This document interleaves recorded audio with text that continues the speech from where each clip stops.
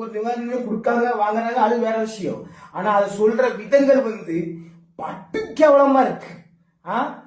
பிள்ளை உயிரை 20 லட்சங்கிறது அவங்களுக்கு பெருசா தெரியுது. அந்த பிள்ளை 2 பிள்ளைகள் உயிர் போயிருக்கு, அது அவங்களுக்கு பெருசா ஒரு மனம் வருந்தி ஒரு மனசை வந்து இது பண்ணி வாங்கி சொல்லல. அது அவ்வளவு 20 லட்சம் வந்து ஏன் கொண்டு வந்துட்டு எங்க வீட்டுக்காரட்ட ஒண்ணு வந்துட்டுன்னு சொல்றாங்க. இதெல்லாம் வந்து எனக்கு ரொம்ப வெக்கமா இருக்கு. பெத்த பிள்ளைக்கு மிஞ்சி எத்தனை லட்சம் என்ன எத்தனை கோடி வந்தா என்ன, அது நமக்கு பெருசு கிடையாது. அது ஒண்ணு. இது போக இன்னொரு விஷயம், ஒரு அண்ணன் வந்து அவர் தம்பி இறந்து போயிட்டாரா, என் தம்பி வந்து விஜய் சேருக்காக உயிரை கொடுத்திருக்கான், அது தப்பு கிடையாது, இன்னும் நான் உயிரை கொடுப்பேன்.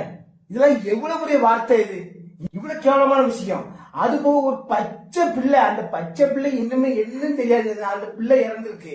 அந்த பச்சை பிள்ளை வீட்டுல அந்த ஃபேமிலி பேசுறாங்க, விஜய் சேருக்காக என் சின்ன பிள்ளை வந்து உயிரை கொடுத்திருக்கு, அது எங்களுக்கு வந்து இதா இல்ல, ஏன்னா அதனால நான் விஜய் சேர கிட்ட போய் பார்த்தோம். எவ்வளவு கேவலமா இல்ல?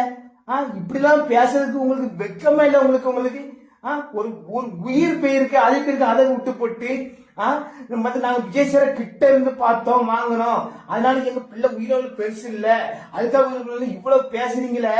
உங்களுக்காக எத்தனை பேர் வந்து ஐயோ உயிர் போயிட்டேன்னு சொல்லி எத்தனை கவலைப்பட்டு எவ்வளவு வீடியோ போட்டாங்க.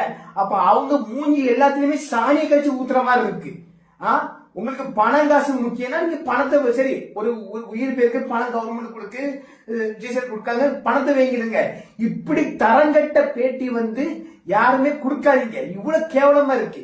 ஏன்னா நாங்க அதுக்காக வீடியோ போட்டதுக்கு எங்களுக்கு கேவலமா இருக்கு. எத்தனை பேர் ஐயோ கரூர்ல இப்ப உயிர் போயிட்ட எத்தனை பேர் வந்து எத்தனை எதிர்ப்பு சந்திச்சு எவ்வளவு வீடியோ போட்டிருக்காங்க. நீங்க இன்னைக்கு அசால்ட்டா உங்களுக்காக வீடியோ போட்டதுக்கு நீங்க உங்க உயிர் போனது அப்படியே உங்க குடும்பத்துல ஃபேமிலியா உயிர் போனது அப்படி இவ்வளவு கேவலமா பேசுறீங்களே, வெக்கமே இல்ல உங்களுக்கு? அந்த வீடியோல பாக்கச்சுல எங்க காய் துப்புன்னு போல இருக்கு.